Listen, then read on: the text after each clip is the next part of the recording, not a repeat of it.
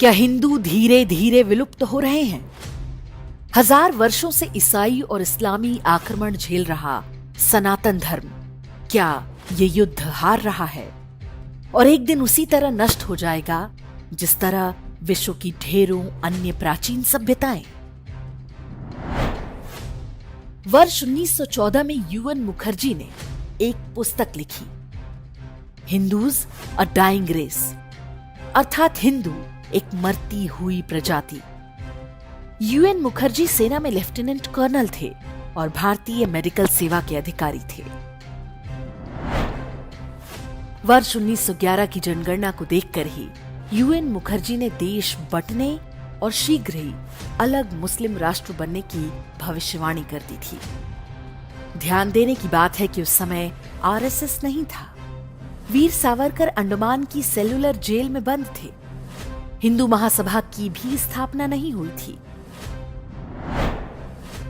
तब भी यूएन मुखर्जी ने वो देख लिया जो पिछले 100 वर्षों में 1 दर्जन से अधिक नरसंहार और 1/3 भूमि से हिंदुओं के सफाए के बाद भी सेकुलर हिंदू और उनके राजनीतिक दल नहीं देख पा रहे हैं।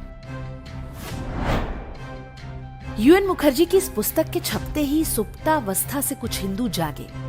अगले ही वर्ष यानी 1915 में पंडित मदन मोहन मालवीय जी के नेतृत्व में हिंदू महासभा का गठन हुआ।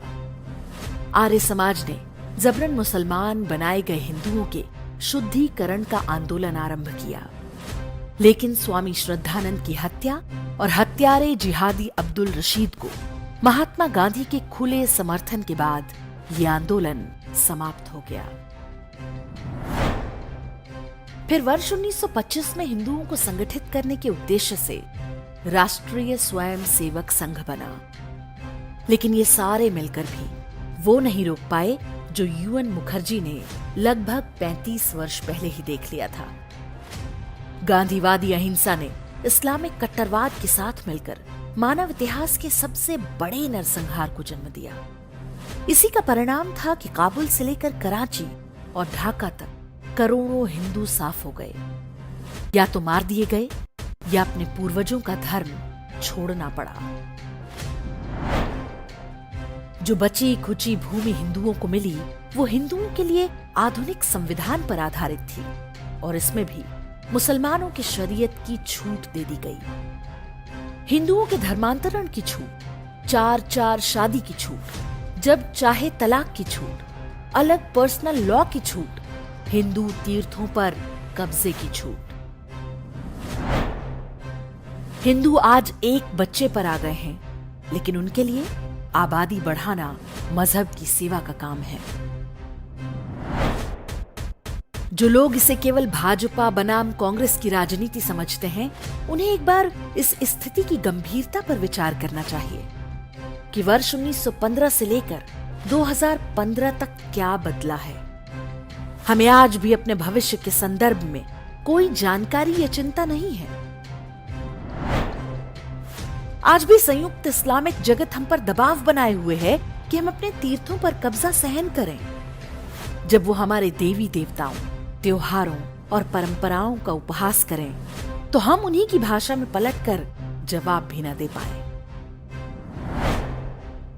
मराठों ने बीच में आकर 100-200 साल के लिए इस स्थिति को रोक दिया था, जिससे हमें थोड़ा और समय मिल गया है, लेकिन ये संघर्ष अभी समाप्त नहीं हुआ है। अपने बच्चों को देखिए, आप उन्हें कैसा भविष्य देना चाहते हैं? मरती हुई हिंदू नस्ल जैसा कि 1915 में यूएन मुखर्जी लिख गए थे? ये सोच सही नहीं है कि हिंदू कभी एक नहीं हो सकते। हिंदुत्ववाद आज भारतीय राजनीति की मुख्य धारा है। भाजपा को लोकसभा में 303 सीटें क्या बिना हिंदुओं के एक हुए ही मिल गईं?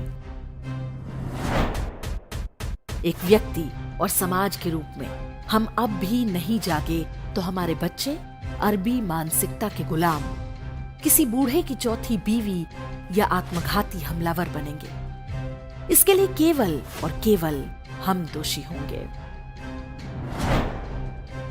अपने समय का एक भाग, अपनी कमाई का एक हिस्सा बिना किसी स्वार्थ के हिंदू जनजागरण में लगाइए। अगर कोई दूसरा नहीं कर रहा तो अकेले करिए। लोगों को अधिक संतान पैदा करने के लिए प्रेरित कीजिए। उन लोगों के साथ कोई व्यवहार मत रखिए जो हमारे धर्म और देश पर गिद्ध दृष्टि लगाए बैठे हैं। ये भ्रम छोड़ दीजिए कि उनमें भी कुछ लोग अच्छे होते हैं। जो अच्छे होते हैं वो भी वही किताब पढ़ते हैं जो बुरे हैं। सारी बुराई की जड़ वो किताब ही है। अपने हिस्से का युद्ध लड़िए और विश्वास रखिए। हिंदू डाइंग रेस नहीं है, हम सनातन हैं और ये आखिरी सदी है जब हम लड़ सकते हैं। इसके बाद हमारे पास भागने के लिए कोई जगह नहीं बचेगी।